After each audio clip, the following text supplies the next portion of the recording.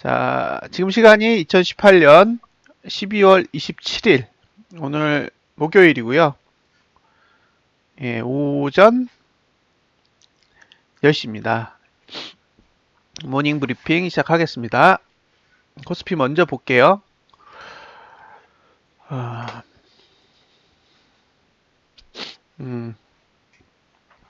먼저 설명드릴 게 있어요. 예. 자, 오늘이 배당락이잖아요. 배당락.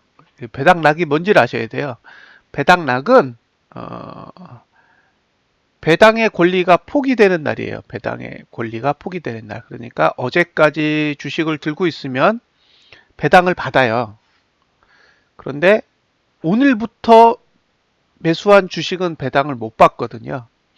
그래서 어제까지는 주식의 배당 폭만큼 주가가 부풀려져 있다가 오늘이 되면 그 배당 폭만큼 빠지는 거예요. 그거를 이제 배당락이라고 부릅니다.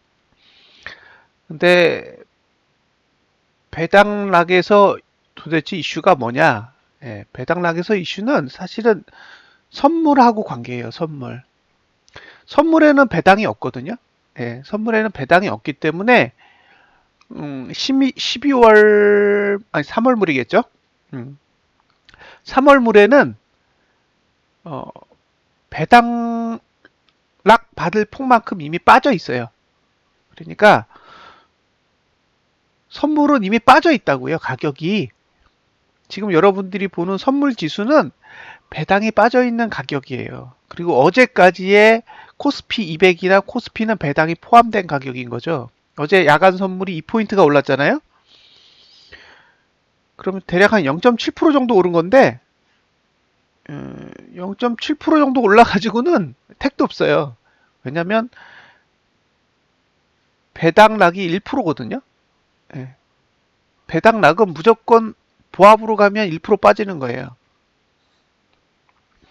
그러니까 선물이 보합으로 끝나면 코스피는 1% 빠지는 거예요. 배당락이. 선물은 배당락을 포함하고 있지 않기 때문에 보합으로 끝나면 코스피나 코스피 200은 1%가 빠지는 거고요. 반대로 선물이 1% 이상 올라야 현물은 보합을 할까 말까인 거죠. 그러니까 다우지수가 막 올라가지고 선물 지수가 고작 2포인트 올랐는데 2포인트 오른 걸 보고 와 이거 내일 코스피 대박 상승하겠다 그렇게 생각하면 안 돼요.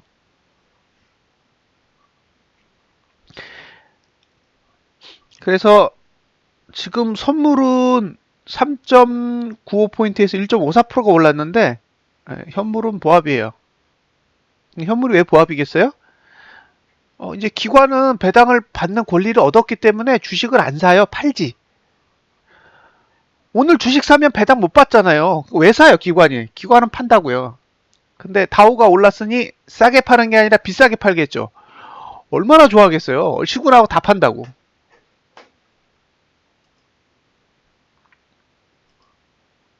니나노잖아요. 배당을 공짜로 받는 거예요. 왜? 지수가 올라서 공짜로 팔 수 있거든. 그러니까 어떻게 해요? 시작하자마자 아싸! 하고 파는 거죠. 그죠? SK텔레콤은 배당에 보통 한 3점 몇 프로에서 4% 가까이 받는데 보합으로만 시작해도 그거 먹는 거잖아요. 얼마나 신나요? 냅다 판다고.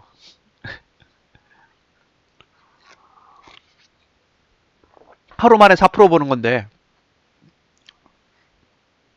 그러니까 아싸인 거야, 아싸. 아싸! 하고 기관들은 팔아버리는 거고 반대로 개인들은 다우지수가 1000포인트가 올랐으니까 뭔 좋은 일 있을 줄 알고 그걸 넙죽넙죽 받아먹는 거예요. 개인이 2886억을 사고 있고 기관이 3272억을 팔고 있어요. 1시간 만에. 그 얘기는 오늘 5천억 이상 팔 거예요. 이렇게 가면. 네. 왜 사? 저라도 안 사요. 배당락인데. 그나마 안 빠지는 건 외국인이 사고 있기 때문이지 예, 다우가 올라서는 아니에요. 이제 이해되셨죠? 예. 그러니까 이런 관계를 모르면 야간 선물 보고 와 아침에 코스피 엄청 뜨겠다 이렇게 생각한다니까요. 그게 아니라는 거예요. 1%가 프리미엄이에요. 1%가. 그러면 선물이 1% 뜨면 코스피는 보합. 그 다음에 선물이 한 1.5% 올라가면 한 0.3% 정도 상승해서 시작하는 거죠. 그런데 그렇게 상승해서 시작을 해도 결국 기관은 판다죠. 배당 낙이니까 메리트를 못 느끼고 일단 배당만 먹고 튀는 거죠. 다우지수는 이번 달에 16%를 빠졌다가 5%를 감아 올린 거예요. 우리나라는 몇 프로 빠졌냐면요. 4% 뺐어요. 4%. 16%를 빼고 5%를 감아 올렸는데 고작 4% 빼놓고 감아 올리려고 하면 도둑놈이죠. 빼지도 않았는데 올릴 게 어디 있어요. 뺀 게 없는데. 그런 관계들을 잘 보셔야 된다고요.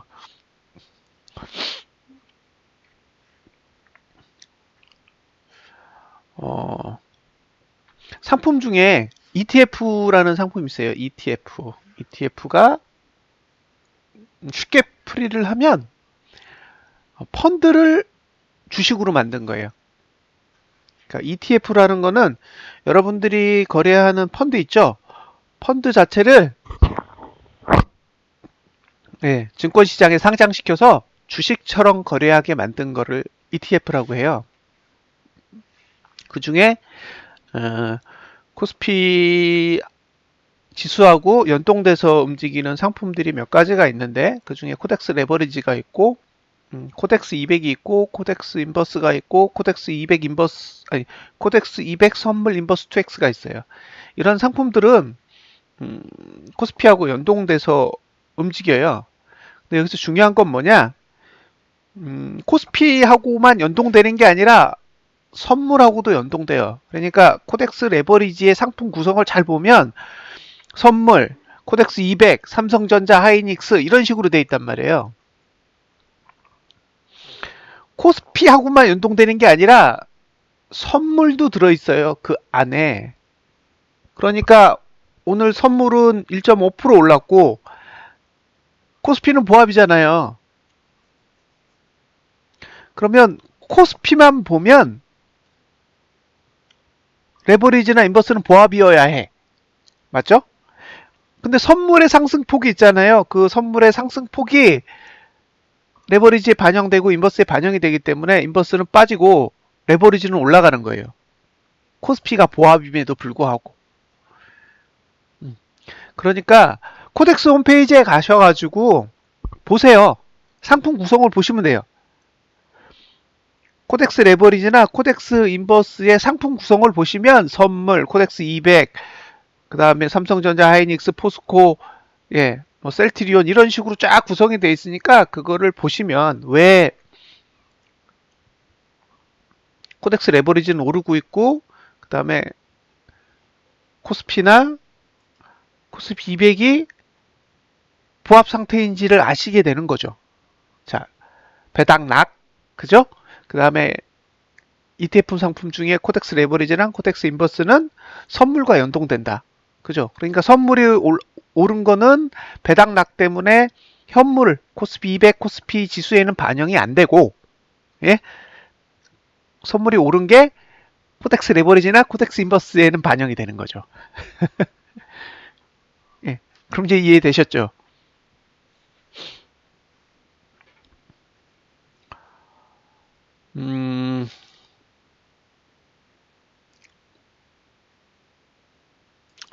결국 의미 없어요. 예. 코스피 지수에서 보시면 별로 의미 없어요. 지금의 흐름은 그냥 전월 저점을 깬 음봉 그 이상 그 이하도 아닌 거예요. 그러니까 내일 5%짜리 급등이 나오지 않는 한 망한 봉이죠. 예. 12월 달에 월봉은 그냥 망한 봉이에요. 그래서 이대로 가면 이번 달에 저점은 다시 깨질 거고요. 이번 달에 저점이 다시 깨지면 최저가 모드가 나오겠죠? 이거 이해되세요? 최저가 모드.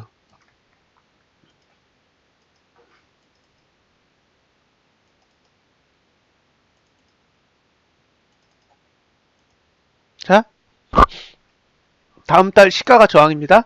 다음 달 시가가 저항이고 지지는 1992 정도에 만들어져 있으니까 내일 별다른 상승이 없으면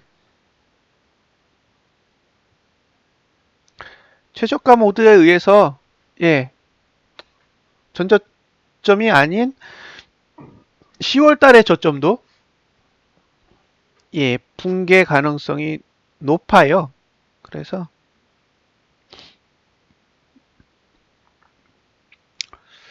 확률적으로 이거는 예, 최저가 모드가 나올 확률이 크고요. 저라면 여기 2093? 그러니까 한 2100 정도 가면 인버스 사볼 것 같아요. 아니면 푸시나. 저기까지 가면 정말 운이 좋아서 2100까지 다시 간다 그러면 한번 풋을 사볼 것 같아요. 레버리지는 아직 사고 싶은 생각 없어요. 예, 그냥 2100선에서 인버스하고 그 다음에 풋, 예, 요 두 가지를 사보고 싶은 생각은 있고요. 레버리지는 아직은 때가 아닌 것 같아요. 조금 더 기다려야 되지 않을까요? 그래서 지금의 흐름이 크게 상승 쪽으로 돌아서지 않는다면 여기서 할 수 있는 얘기는 주봉이 양봉으로 돌거나 그죠? 월봉이 양봉으로 돌거나 뭐 어찌되었든 큰 봉 중심에서 양봉의 전환이 없는 한 최저가 모드는 계속 유지될 가능성이 높아 보이고요. 그 다음에 이번 달 거래량 늘었죠? 그쵸? 이번 달 거래량이 늘었어요. 오늘 100% 찍었습니다. 예, 100% 찍었기 때문에 이제 수급이 매수인 상태가 다 해제됐어요. 드디어. 예, 지금까지 거래량 투자 심리도가 아래에 있으면서 계속 지수가 빠지는 것을 막았는데 이제 거래량 투자 심리도가 맨 위로 올라왔죠. 거래량 상승으로. 따라서 이제 수급의 영향을 받지 않는 구조까지 되어 있기 때문에 이제 방어해야 될 이유가 전혀 없는 상황이 된 거예요. 두 달간 사실은 거래량 때문에 내려갈 수가 없었거든요. 근데 이제는 거래량도 아무런 문제가 되지 않는 그런 상황이 되어 있기 때문에 조심스러워요. 조금 더. 예. 그래서 지금 일봉의 이런 상승은 그냥 제가 보기엔 부질없다라고 보여져요. 내일이 말일이잖아요. 그래서 내일 주봉을 양봉으로 돌리면 1월 첫째 주에 한번 거래해 볼 만한 기회가 올 수도 있을 것 같고요.